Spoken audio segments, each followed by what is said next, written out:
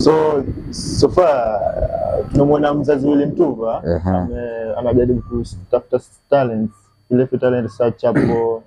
Sio mtazamo wako na hiyo yote hiyo ni idea poa wewe, ni idea poa haswa. Kilifi ilikuwa imesaulika, tulikuwa tunaziona kwa majirani hiyo kusearch wasanii na tuseme ambao waja wengi ni wale waja record, waje ingia studio, waje jua mambo na studio.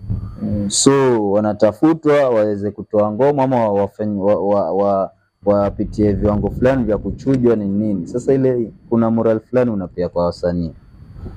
Unaona msanii akija pale kama pale tayari anajiona at least hapa nimefika pale. So ile idea iko poa, hata mimi naiunga mkono kabisa.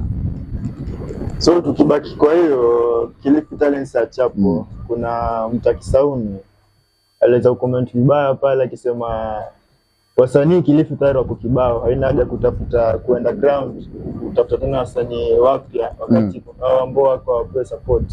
Kilifi hakuna wasanii. Kilifi hatujapata wasanii wenye tunaweza jivunia nao. Bado watu naendelea kutafuta wasanii wajaye. Wasanii wako lakini ile level yenye tunataka bado hajafikia. Kuna wasanii cost basi Kilifi. Hawezi, kuna msanii anajiita ni celeb lakini bado hata followers hana.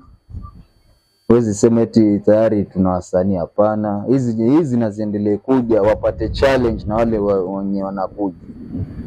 Unajua tu wasanii wengi ni wale wanasema tayari mimi ni mkali na mimi ndio kila kitu Kilifi. Hapana, tunataka wenye wanakuja waje changamshe industry. Industry imelala sana haswa Kilifi. So ndani